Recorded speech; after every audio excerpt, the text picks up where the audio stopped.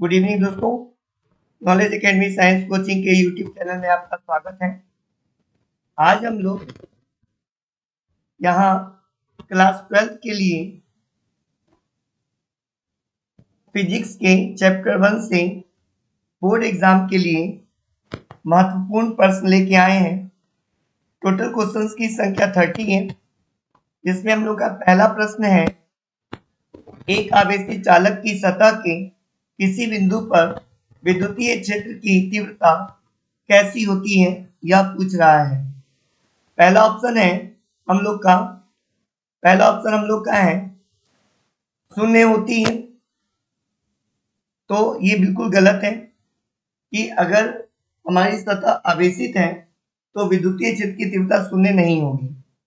दूसरा ऑप्शन है सतह के लंबवत होती है। तो ये आपका बिल्कुल राइट आंसर है दोस्तों, सतह के लंबवत। यानी कि कोई भी चालक की सतह है, जैसे हम यहाँ पे ले लें, ये हम लोग का एक चालक है और इसकी सतह पे कोई आवेश है, तो इस सतह से जो विद्युतीय क्षेत्र की तीव्रता होगी उसकी दिशा की यहाँ पर बात की जा रही है, तो वह दिशा क्या होगी, वह सतह के लंबवत होगी। तो ये बिल्कुल याद रखिएगा कि दिशा जो होती है वह सतह के लंबवत होती है।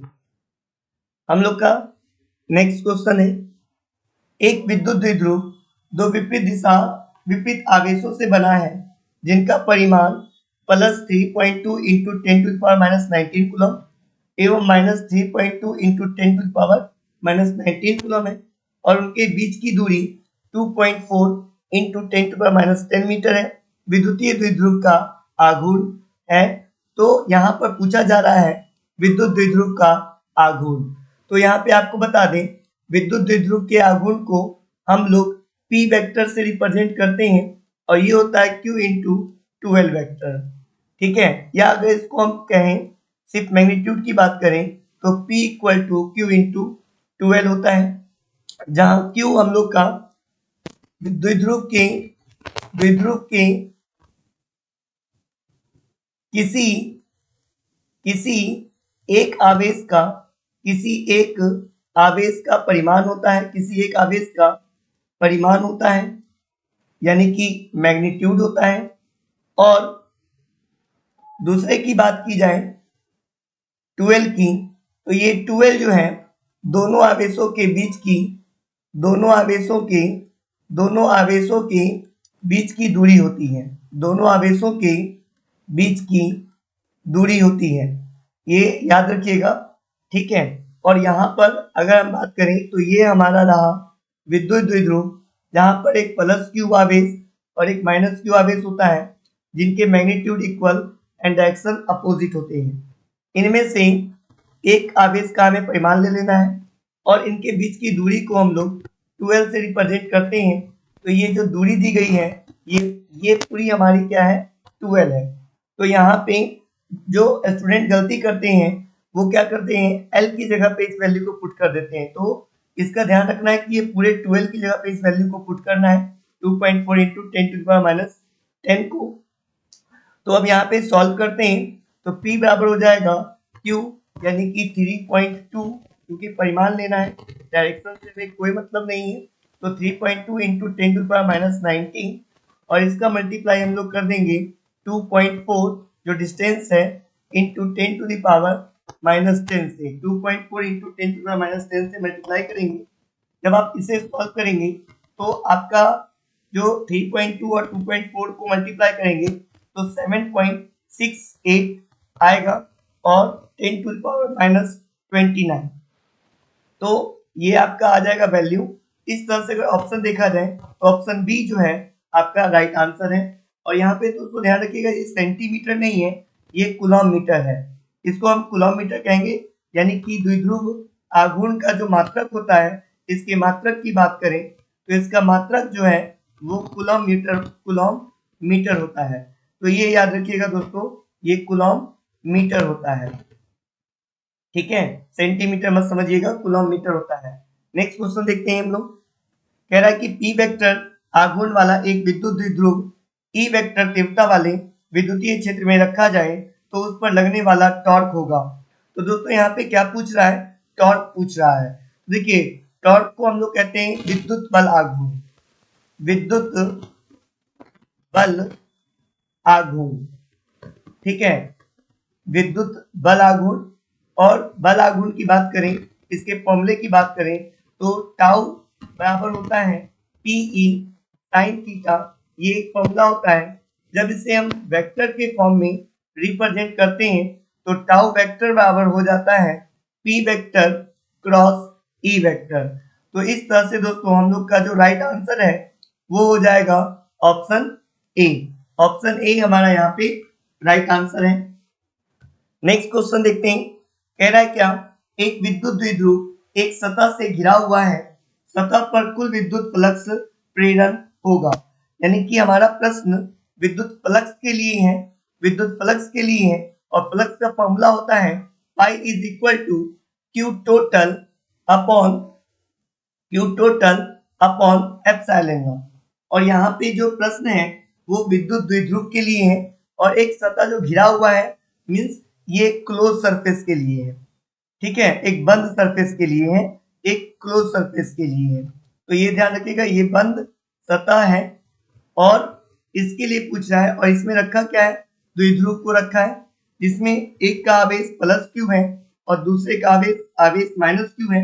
दोनों का जो मैग्नीट्यूड होगा वह सेम होगा, और जो डायरेक्शन है या उसका परिमाण कह लें तो वो अपोजिट है, यानी कि नेचर में ये अपोजिट है, और इनका जो मैग्नीट्यूड है वो इक्वल है। यहाँ पे डायरेक्शन की बात नहीं होगी, यहाँ इनके नेचर की बात होगी। आवेश में नेचर की बात करते हैं हम लोग, तो नेचर इनका अपोजिट होता है और इनका जो मैग्नीट्यूड होता है वो सेम होता है द्विध्रुव का। तो यहाँ से जब हम क्यू टोटल फाइंड करेंगे, तो क्यू टोटल जब हम फाइंड करेंगे तो Q total is equal to हो जाएगा प्लस का क्यू माइनस का क्यू इक्वल टू 0। तो इस तरह से क्यू टोटल हमारा द्विध्रुव के लिए 0 हो जाता है, और 0 अपॉन एप्सिलॉन नॉट वो किसके बराबर हो जाएगा, 0 के बराबर ही हो जाएगा। तो हमारा राइट आंसर होगा दोस्तों ऑप्शन बी। अगले प्रश्न की ओर चलते हैं। अगला प्रश्न है, एक स्थिर विद्युत आवेश उत्पन्न करता है। तो यहाँ पर पूछ रहा है कि विद्युत आवेश जो है वो क्या उत्पन्न करता है। तो ऑप्शन दिया हुआ है केवल चुंबकीय क्षेत्र, केवल विद्युत क्षेत्र, चुंबकीय क्षेत्र एवं विद्युत क्षेत्र दोनों, ना चुंबकीय क्षेत्र और ना विद्युत क्षेत्र। तो दोस्तों यहाँ पर देखिए बात जो हो रही है वह किसकी हो रही है, यह बात हो रही है स्थिर विद्युत आवेश की बात हो रही है। स्थिर विद्युत आवेश की बात करें तो इसके लिए जो राइट आंसर होगा वह होगा केवल विद्युतीय क्षेत्र। आपको यहाँ पे बता दें, अगर एक गतिमान आवेश है दोस्तों, गतिमान आवेश है, गतिमान आवेश की अगर हम लोग बात कर लें तो गतिमान आवेश के लिए जब बात करेंगे तो वह चुंबकीय क्षेत्र और विद्युत क्षेत्र दोनों उत्पन्न करता है। और एक गतिमान चालक की अगर हम बात करेंगे, जब हम दोस्तों बात करेंगे एक गतिमान चालक की, एक गतिमान चालक की जब हम बात करेंगे दोस्तों, तब हमारा यहाँ पे आंसर होगा केवल चुंबकीय क्षेत्र। तो ये हमें ध्यान रखना है कि किस सिचुएशन में हम लोग का क्या आंसर होगा। तो ये भी प्रश्न बनता है कि एक गतिमान आवेश के लिए तब आंसर होगा चुंबकीय क्षेत्र एवं विद्युत क्षेत्र दोनों। एक गतिमान चालक के लिए बोलेगा तो केवल चुंबकीय क्षेत्र होगा, और एक स्थिर विद्युत आवेश के लिए बोलेगा तो हमारा आंसर केवल विद्युतीय क्षेत्र होगा। तो अगले प्रश्न की ओर बढ़ते हैं दोस्तों। अगला प्रश्न है, आदर्श खोखले गोलीय चालक के अंदर विद्युतीय तीव्रता होती है। तो यहाँ पे विद्युत तीव्रता की बात की जा रही है और खोखले गोलीय चालक के लिए की जा रही है। तो मान लेते हैं ये हमारा एक खोखला गोलीय चालक है और ये खोखला है अंदर से, ये खोखला है अंदर से। तो ध्यान रखना है कि जब खोखले गोलीय चालक के लिए अंदर विद्युत क्षेत्र पूछेगा तो हमारा राइट आंसर होगा 0। हमारा राइट आंसर होगा 0। चलिए सॉरी, अगले प्रश्न की ओर बढ़ते हैं दोस्तों। कह रहा है एक विद्युत आवेश Q से दूरी पर विद्युतीय क्षेत्र की तीव्रता का परिमाण होता है। यानी कि Q से R दूरी पर बोल रहा है दोस्तों, यहाँ पे छूट गया है, R दूरी पर विद्युतीय क्षेत्र की तीव्रता पूछ रहा है।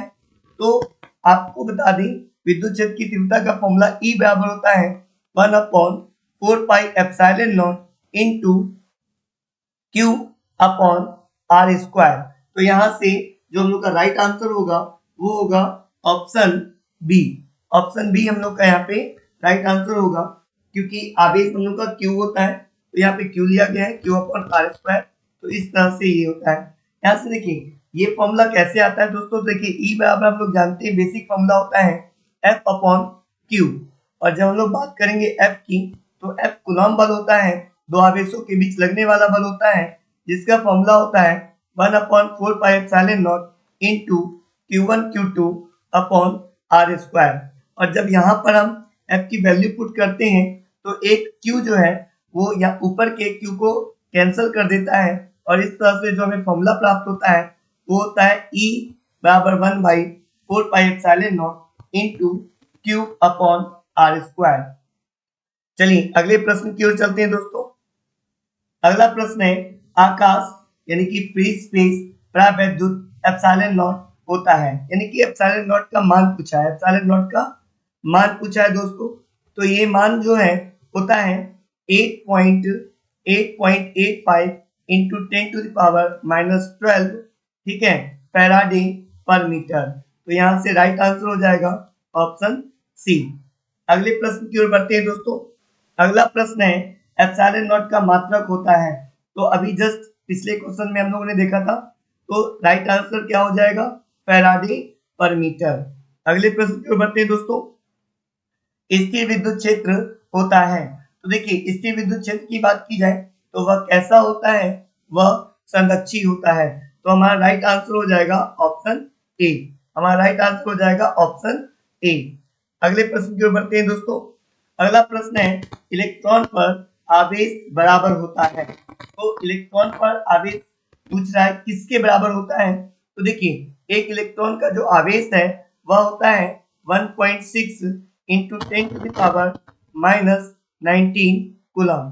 तो यहाँ से देख सकते हैं तो हम लोग का आंसर हो जाएगा ऑप्शन बी 1.6 इंटू 10⁻⁻19 कूलम।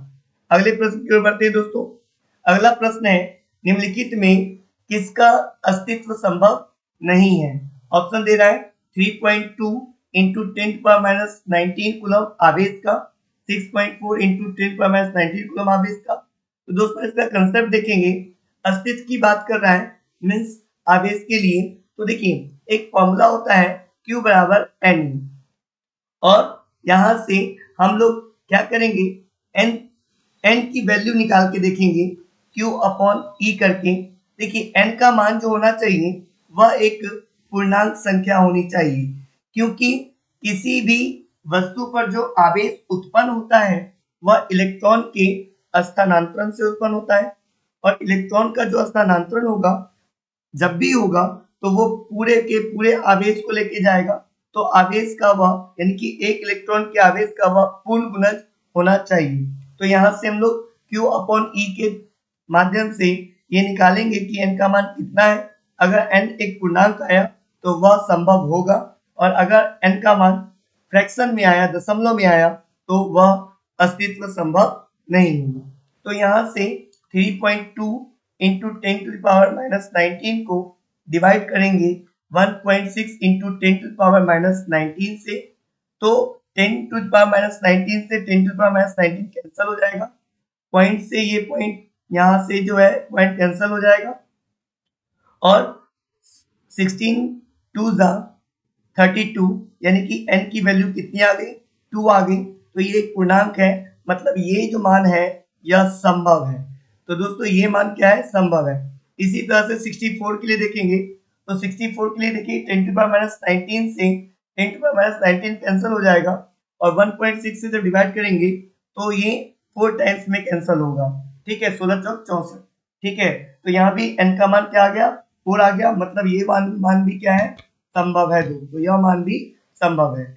अगला 2.4 की बात करें तो 2.4 को जब डिवाइड करेंगे हम इससे, क्योंकि 10⁻⁻19 तो इसमें भी कैंसिल हो जाएगा, और 2.4 को डिवाइड करेंगे 1.6 से, तो पॉइंट से पॉइंट कैंसिल हो गया, और यहाँ पे क्या हो जाएगा 2.24 को 16 से डिवाइड कीजिएगा तो ये देखिए पूरा का पूरा नहीं कैंसिल होगा, ये 1 पॉइंट, ठीक है, कुछ भी आ सकता है, तो ये आ जाएगा आपका यहाँ पे देख लीजिए ये 1.5 के अप्रॉक्स आ रहा है। तो बताइए क्या इलेक्ट्रॉन टूट के क्या एक एटम से दूसरे एटम में जाएगा? तो बिल्कुल नहीं। इलेक्ट्रॉन का स्थानांतरण उसके पूर्ण गुणज के रूप में होता है, ये हम लोग जानते हैं। तो हम लोग का यहाँ से राइट आंसर हो जाएगा ऑप्शन सी। ठीक है, अगले प्रश्न की ओर बढ़ते हैं दोस्तों। अगला प्रश्न है विद्युत आवेशों के बीच लगने वाला बल दिया जाता है। तो देखिए विद्युत आवेशों के बीच जो लगने वाला बल है उसके बल का फॉर्मूला जो है वो किसने दिया था? कूलॉम ने दिया था। तो वह क्या कहलाता है? कूलॉम का नियम कहलाता है। तो कूलॉम के नियम से ही दो आवेशों के बीच लगने वाले बल का फॉर्मूला दिया जाता है। ठीक है, अगला प्रश्न देखते हैं दोस्तों। सॉरी, एसआई पद्धति में एप्सिलॉन नॉट का मात्रक है। तो एप्सिलॉन नॉट के मात्रक की बात कर रहा है। तो अभी तो आगे पहले भी देखे थे हम लोग प्रश्न, इसका आंसर हो जाएगा फैराडे पर मीटर। ये क्वेश्चन रिपीट हुआ है।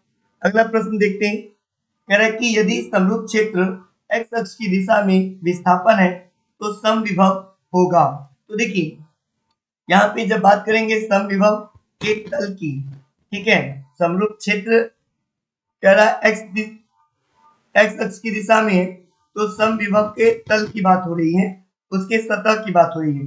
तो ध्यान रखिएगा कि जो विद्युत क्षेत्र है, ठीक है, जो विद्युत क्षेत्र है वो हमेशा सतह के लंबवत होता है। तो एक्स अक्ष अगर लंबवत है तो इसका मतलब अगर एक्स अक्ष की बात करें, ये एक्स अक्ष मान लेते हैं, ये अगर एक्स अक्ष है तो ये लंबवत होगा किसकी? तो ये लंबवत होगा वाई और जेड अक्ष की। ये अगर हम वाई अक्ष मान लें इसको, तो ये वाई अक्ष और ये हम लोग का जेड अक्ष, और ये इस वाई अक्ष और इस जेड अक्ष के क्या होगा? लंबवत होगा। तो यहाँ पे आंसर क्या हो जाएगा दोस्तों? वाई जेड तल की दिशा में नहीं, एक्स वाई तल की दिशा में नहीं, एक्स जेड तल की दिशा में नहीं। देखिए यहाँ पे जो बात हो रही है समविभव तल की, तो वो समविभव का जो तल है वह क्या होगा? वाई जेड तल की दिशा में। ठीक है, तो हाँ ये सही है, वाई जेड तल की दिशा में। ऑप्शन सी हम लोग का राइट आंसर हो जाएगा। ठीक है दोस्तों, अगले प्रश्न की ओर बढ़ते हैं। अगला प्रश्न है कूलॉम बल है। तो देखिए कूलॉम बल कैसा है? तो हम लोग जानते हैं कि कूलॉम बल जो है केंद्रीय बल है। वैसे कोई भी बल जो होते हैं वो केंद्रीय बल ही होते हैं। और साथ में हम जानते हैं कि ये विद्युत आवेशों के बीच लगने वाला बल है। तो यह कैसा बल है? विद्युत बल है। ये कैसा बल है? विद्युत बल है। तो इस तरह से हम लोग का ए और बी ऑप्शन दोनों सही है। तो यहाँ पे राइट आंसर जो होगा वो ऑप्शन सी होगा, यानी कि ए और बी दोनों। अगले प्रश्न की ओर बढ़ते हैं दोस्तों। अगला प्रश्न है एक लंबे समरूप आवेशित सीधे तार से दूरी r पर विद्युत क्षेत्र की तीव्रता E1 एवं दूरी 2r पर विद्युत क्षेत्र की तीव्रता E2 है। E1 एवं E2 का अनुपात होगा। तो देखिए यहाँ पे विद्युत क्षेत्र की तीव्रता की बात की जा रही है दोस्तों। तो विद्युत क्षेत्र की तीव्रता में यहाँ पे वेरिएबल क्या है आपका? तो देखिए यहाँ पे दूरी को वेरिएबल बनाया गया है।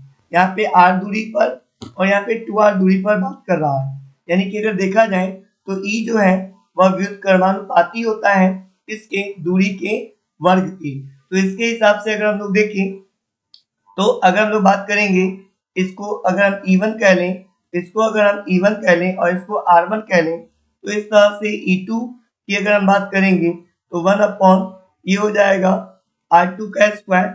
और जब इसका रेशियो लेंगे E1 अपॉन E2 तो ये आ जाएगा R2 का स्क्वायर अपॉन R1 का स्क्वायर। और R2 का जो मान होता है वह कितना हो जाएगा? वह 2R का स्क्वायर हो जाएगा। तो ये हो जाएगा 4R स्क्वायर। और R1 की जगह पे R की वैल्यू रखेंगे तो ये R स्क्वायर हो जाएगा। R स्क्वायर से R स्क्वायर कैंसिल हो जाएगा, तो ये 4:1 हो जाएगा। तो दोस्तों हम लोग का राइट आंसर जो होगा 4:1 वो ऑप्शन बी। नेक्स्ट अगला प्रश्न हम लोग देखते हैं दोस्तों। अगला प्रश्न है किसी वस्तु पर आवेश की न्यूनतम मात्रा कम नहीं हो सकती है। तो न्यूनतम मात्रा की बात कर रहा है, तो न्यूनतम जो मात्रा होगी आवेश की वह 1 इलेक्ट्रॉन के बराबर होगी। और 1 इलेक्ट्रॉन की जो मात्रा है वह है कौन? 1.6 इंटू 10⁻⁻19 कूलम, क्योंकि 1 इलेक्ट्रॉन का आवेश इतना ही होता है और 1 इलेक्ट्रॉन से कम आवेश किसी पे भी नहीं हो सकता है, क्योंकि इलेक्ट्रॉन का स्थानांतरण नहीं होगा तभी वस्तु पर, किसी भी वस्तु पर आवेश उत्पन्न होगा। यानी कि अगर हम लोग बात करें कि ये कोई ऑब्जेक्ट ए है और ये कोई ऑब्जेक्ट बी है, जब ए से इलेक्ट्रॉन कम से कम एक इलेक्ट्रॉन यहाँ से निकलेगा तो इसके ऊपर प्लस का चार्ज और इसके ऊपर माइनस का चार्ज आएगा, और ये तभी पॉसिबल है। तो ये जब अपने साथ आवेश लेके जाएगा एक इलेक्ट्रॉन, तो वह आवेश कितना लेके जाएगा, तो इसका खुद का जो आवेश होता है 1.6 इंटू 10⁻⁹ कूलम, ये उसी मान को लेके स्थानांतरित होगा। तो इस तरह से हम लोग का जो राइट आंसर होगा ऑप्शन ए होगा दोस्तों। अगले प्रश्न की ओर बढ़ते हैं। अगला प्रश्न कह रहा है कि एक विद्युत द्विध्रुव के अक्ष पर r दूरी पर विद्युत क्षेत्र की तीव्रता E1 तथा लंब अर्धक रेखा पर r दूरी पर तीव्रता E2 है। E1 एवं E2 के बीच, यहाँ पर पूछा है के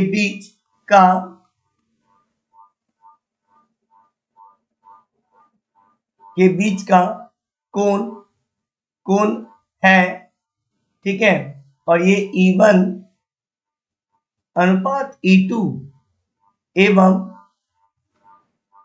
थीटा होंगे। ये पूछा है थीटा का मान और इसका अनुपात पूछा है। तो देखिए अब बात करें कि एक क्या है विद्युत, थोड़ा सा क्वेश्चन में टाइपिंग एरर है। विद्युत द्विध्रुव के अक्ष पर r दूरी पर तो क्वेश्चन सही कर लेते हैं। r दूरी पर विद्युत क्षेत्र की तीव्रता। तो देखिए अब यहाँ पर बात कर रहा है अक्ष पर, यानी कि एक E एक्सियल की बात हो रही है और एक E इक्वेटोरियल की बात हो रही है, और द्विध्रुव के लिए तो इसका फॉर्मूला होता है 1/4πε0 इंटू 2p/r³। इसका फॉर्मूला होता है 1/4πε0 इंटू p/r³। यहाँ से जब दोनों का रेशियो लेंगे दोस्तों, तो ये हमारा हो जाएगा EA/E equatorial is equal to, तो देखिए 1/4πε0 से 1/4πε0 कैंसिल हो जाएगा। देखिए इसका रेशियो लेने पर इस P से ये P कैंसिल हो जाएगा, इस R3 से ये R3 कैंसिल हो जाएगा। तो देखिए दोस्तों ऊपर 2 बचा है, तो ये 2/1, ठीक है, EA/E इक्वेटोरियल, और EA को ही क्या कहा गया है, E1 कहा गया है, और E इक्वेटोरियल को ही E2 कहा गया है। और यहां से ये आ जाएगा 2:1। तो एक तो हम लोग को मिल गया है इसका 2:1 आएगा, तो ये 2:1 वाला ऑप्शन एक यही दिख रहा है। और उसके बाद दूसरा क्या कह रहा है दोस्तों, ये कह रहा है क्या कि एक जो है अक्ष पर है r दूरी पर और दूसरा लंब अर्धक रेखा पे है, यानी कि इक्वेटोरियल पे, तो यहां से उसको E2 कहा गया, वो तो ठीक है। लेकिन अगर हम लोग बात करें कि कह रहा है कि इनके बीच का जो कोण होगा वह कैसा होगा, तो इनके बीच का कोण थीटा जो है, जब आप निकालेंगे इसका डायरेक्शन, ठीक है, परिणामी का डायरेक्शन, E2 और E1 के जो परिणामी होंगे उनका जब डायरेक्शन निकालेंगे तो वो कितना आएगा, पाई आएगा दोस्तों। तो इस तरह से राइट आंसर हो जाएगा ऑप्शन सी, ठीक है। अगले प्रश्न की ओर हम लोग बढ़ते हैं। अगला प्रश्न हम लोग का, इनमें कौन सी राशि अदिश नहीं है,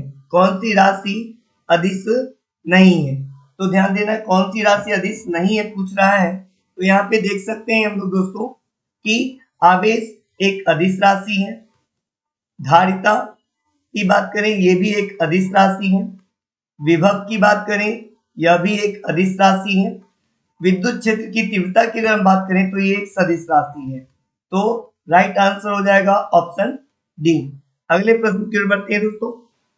कह रहा है कि द्रव की एक बूंद को आवेशित करने पर उसके सिकुड़ने की प्रवृत्ति पर क्या प्रभाव पड़ता है।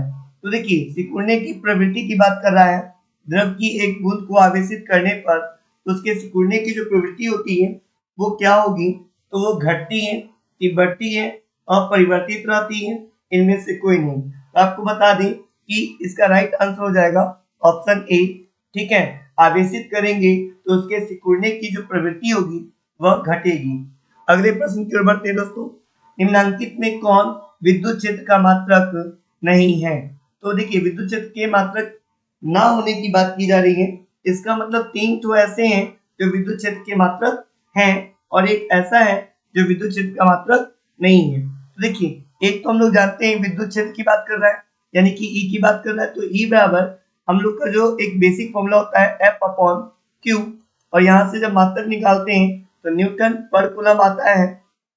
तो यहाँ से न्यूटन पर कूलम वाला कोई ऑप्शन है क्या? तो नहीं, न्यूटन पर कूलम का कोई ऑप्शन है, ऑप्शन ए, मतलब ये सही है, ऑप्शन ए है। दूसरा एक हम लोग का फॉर्मूला होता है ई बराबर minus D V upon D X. यहाँ ये विभव को रिप्रेजेंट करता है और यह ठीक है विस्थापन को रिप्रेजेंट करता है।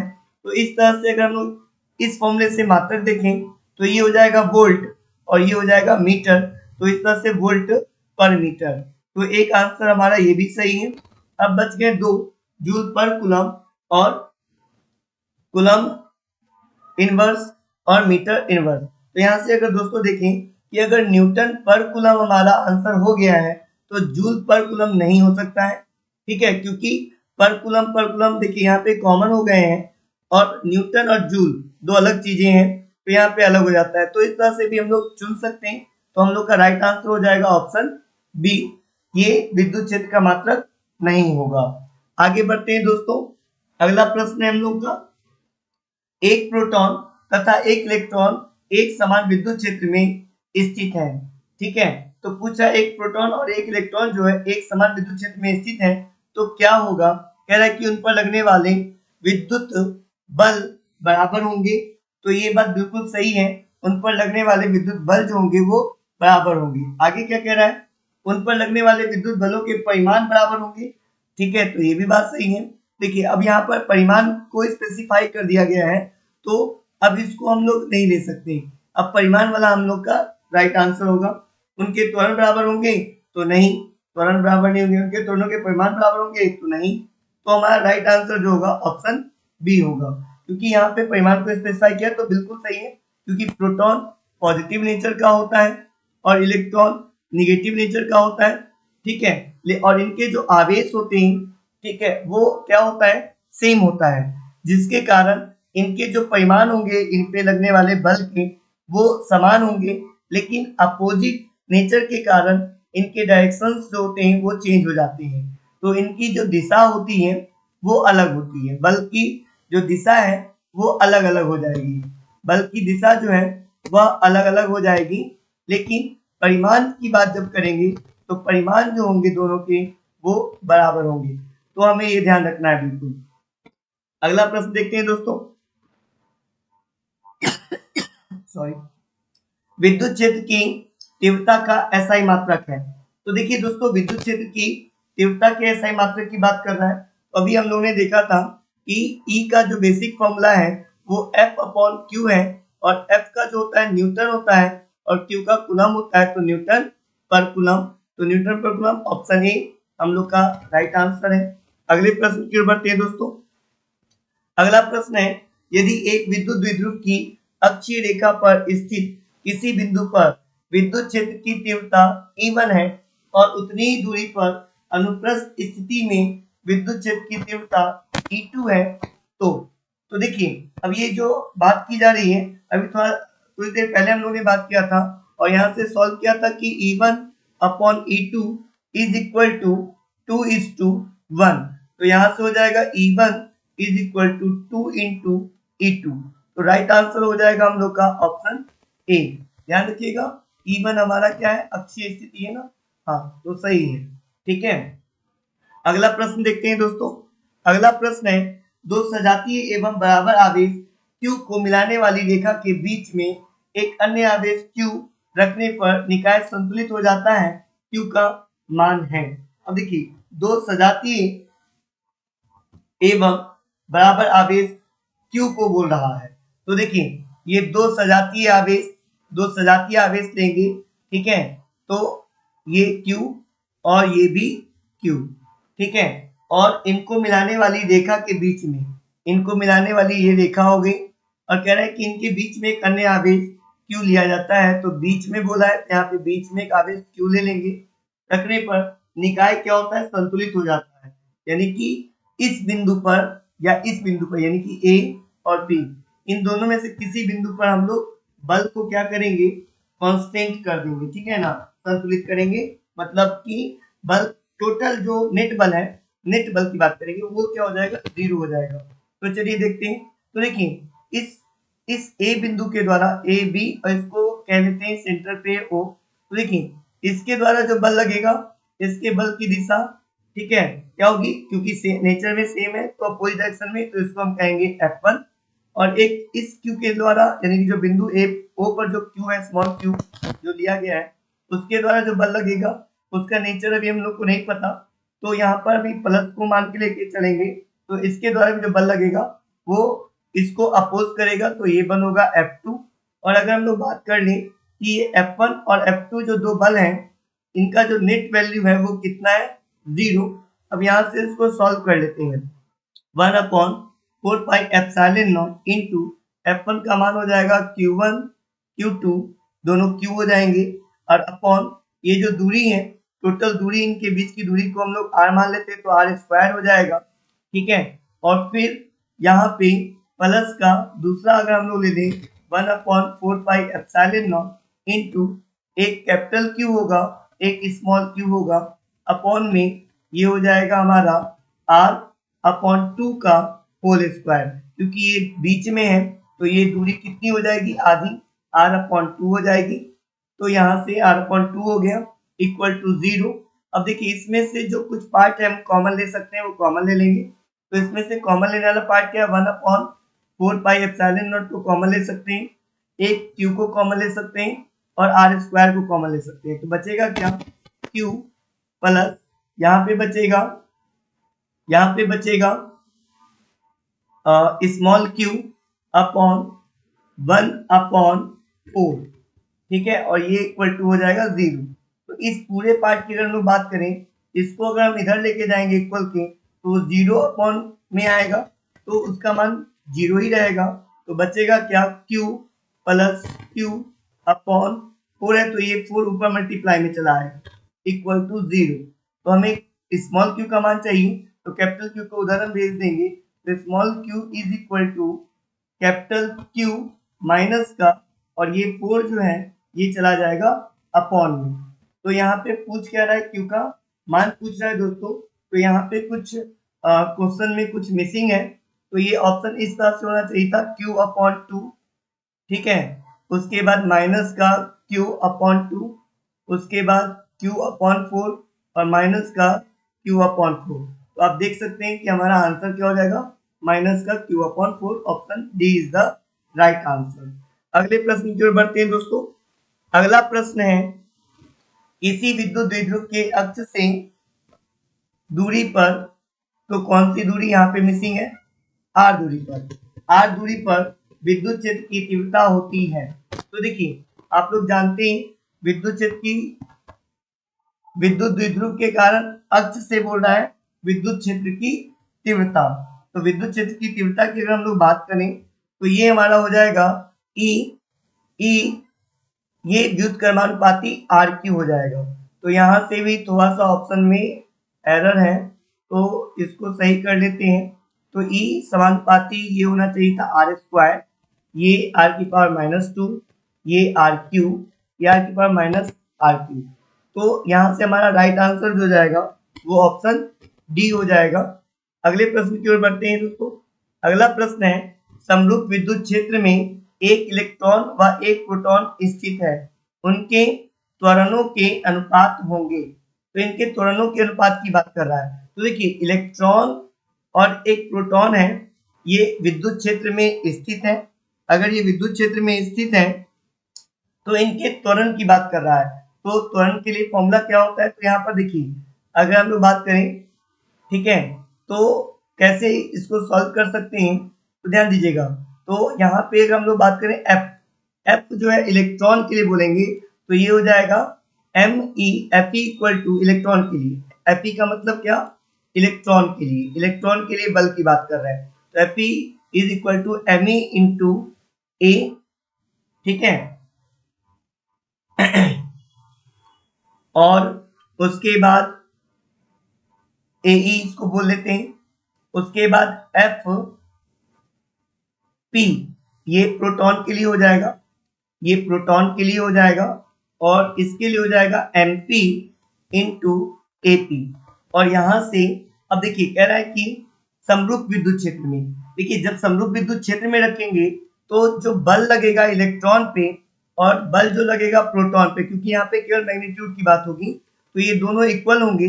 जब ये दोनों इक्वल होंगे तो यहाँ से हम लोग कर सकते हैं क्या, Fe की जगह पर Me इंटू AE पुट कर सकते हैं, Fp की जगह पे MP इंटू AP पुट कर सकते हैं, और हमको रेशियो चाहिए त्वरण का, और उसमें पहले इलेक्ट्रॉन यानी कि AE अपॉन AP चाहिए। तो P को उठा के बराबर किधर लेके आए हैं, तो Me को उठा के उधर ले जाएंगे, तो ये MP अपॉन Me हो जाएगा। तो इस तरह से जो राइट आंसर होगा दोस्तों हम लोग का हो जाएगा MP अपॉन Me, यानी कि option C is the right answer. अगले प्रश्न की ओर बढ़ते हैं दोस्तों। अगला प्रश्न है, दो बिंदु आवेश वायु में परस्पर दूरी पर स्थित होने पर एक दूसरे पर F बल लगाते हैं। K का प्रावृत्तांक वाले माध्यम यानी K प्रावृत्तांक वाले माध्यम में K प्रावृत्तांक वाले माध्यम में R दूरी पर रखने पर भी वे उतना ही बल अनुभव करते हैं। R का मान क्या होगा। तो देखिए यहाँ पे R का मान पूछ रहा है। तो दोस्तों यहाँ पे देखिए कह रहा है कि दो बिंदु आवेश की बात कर रहा है। तो दो बिंदु आवेश पहले हम लोग ले लेते हैं, कंसेप्ट से बिल्कुल बनाते चलेंगे, ठीक है, क्योंकि ऑप्शंस जो है कुछ एरर्स भी हैं, तो कंसेप्ट में कोई एरर नहीं होगा, कंसेप्ट हम बता रहे हैं, ठीक है, तो इसमें कोई एरर की संभावना नहीं है। लेकिन आपका जो क्वेश्चन में टाइपिंग में एरर हो सकता है, क्योंकि टाइप करने वाले लोग अलग होते हैं, ठीक है, उनको सिर्फ टाइपिंग से मतलब होता है, तो वो एरर थोड़ा बहुत हो जाता है, ठीक है।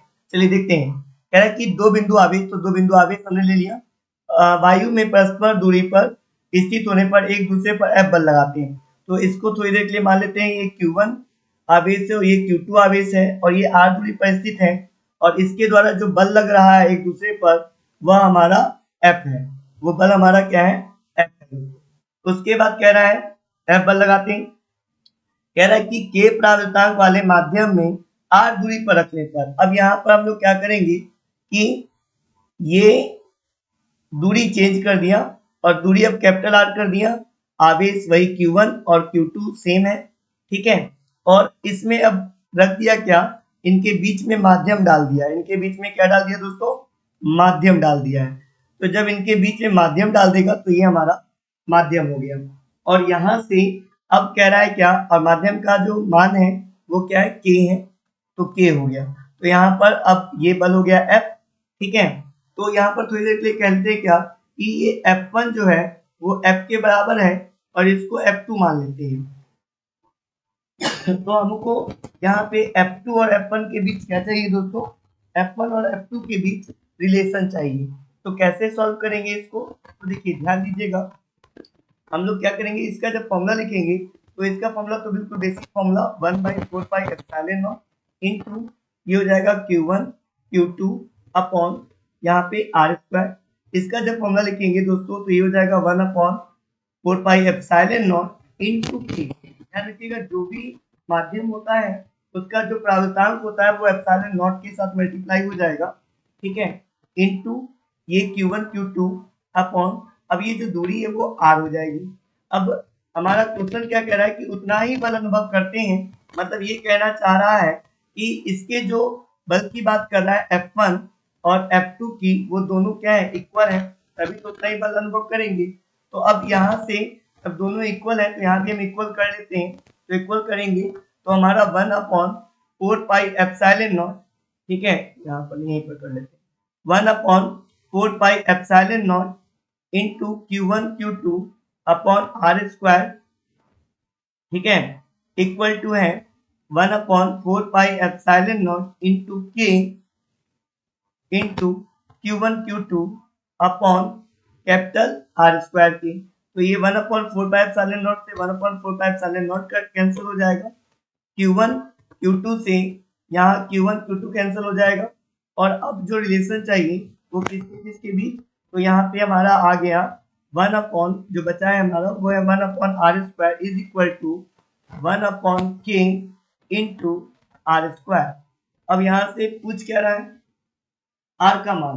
तो देखिए यहाँ पे आर का मान जब निकालेंगे तो देखिए यहाँ पे आर को उधर ले जाएंगे, कैपिटल आर को, capital R square is equal to, अब इसको इधर ले आए तो इस आर को उधर ले जाना होगा, तो ये आर स्क्वायर अपॉन ए होगा।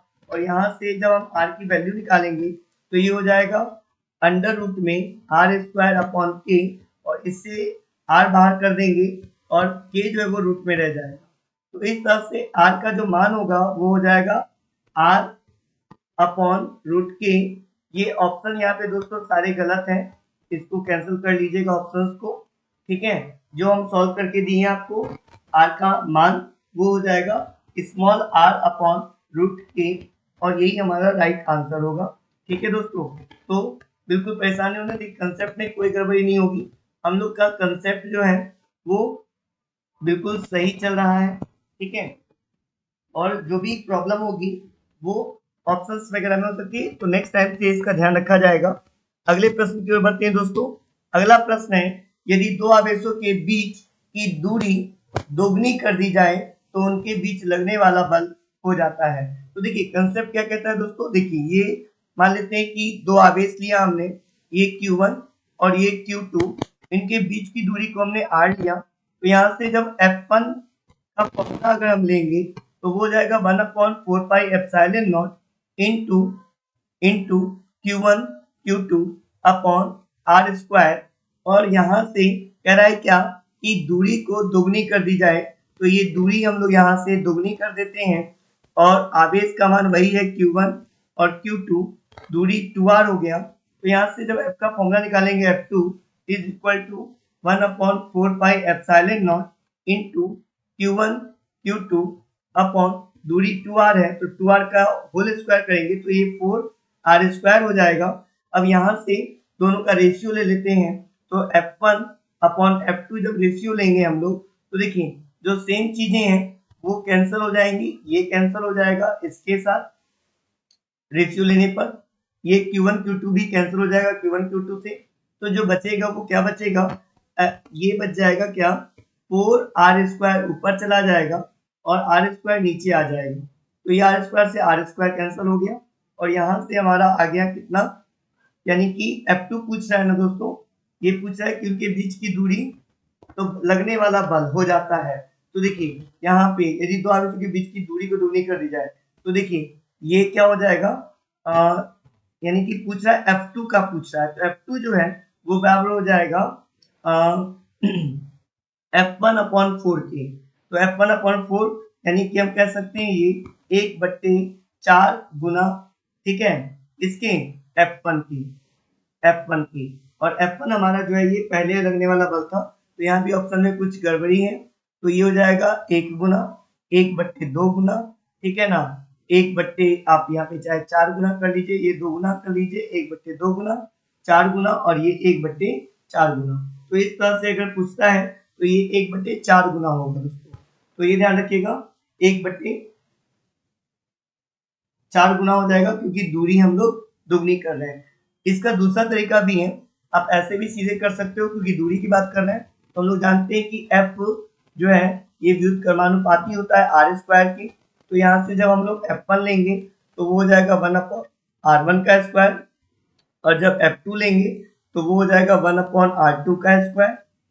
दोनों का जब रेशियो लेंगे F1 upon F2 is equal to, ये हो जाएगा R2 का स्क्वायर अपॉन R1 का स्क्वायर, और R2 क्या है, दुगना किया गया है, तो दुगना करेंगे जब तो ये 2 2 जा 4r स्क्वायर हो जाएगा, और R1 R के बराबर होगा तो ये R स्क्वायर जाएगा, R स्क्वायर से R स्क्वायर कैंसिल, और F2 को आप उधर ले जाइए और 4 को इधर लेके आ जाइए, तो ये हो जाएगा F2 is equal to 1/4 into F1। इस तरह से पता चलता है कि 1/4 गुना, तो 1/4 गुना होगा दोस्तों, तो हम लोग का राइट आंसर हो जाएगा ऑप्शन डी, ठीक है। थोड़ा बहुत देखिएगा कि टाइपिंग में एरर है, ठीक है, तो इसका अगली बार से ध्यान रखा जाएगा, और इसी तरह के प्रश्नों को फिर से हम लेके आएंगे नेक्स्ट क्लास में, और ऐसे ही महत्वपूर्ण प्रश्नों को समझ समझ के हम लोग फुल कंसेप्ट के साथ आगे बढ़ेंगे और ये सीरीज हम लोग की चलती रहेगी। अगर दोस्तों वीडियो पसंद आए तो लाइक कर दीजिए और चैनल को सब्सक्राइब कर लीजिए हमारे और वीडियो को देखने के लिए, और हमारे वीडियो को शेयर करें ताकि और लोग भी इसका लाभ उठा सकें। तो आज के लिए दोस्तों धन्यवाद। फिर मिलते हैं हम लोग कल की क्लास में, ठीक है। नेक्स्ट क्लास में हम लोग मिलेंगे दोस्तों, और आज के लिए इतना ही। अगर वीडियो पसंद आए तो शेयर जरूर कीजिए अपने दोस्तों के साथ।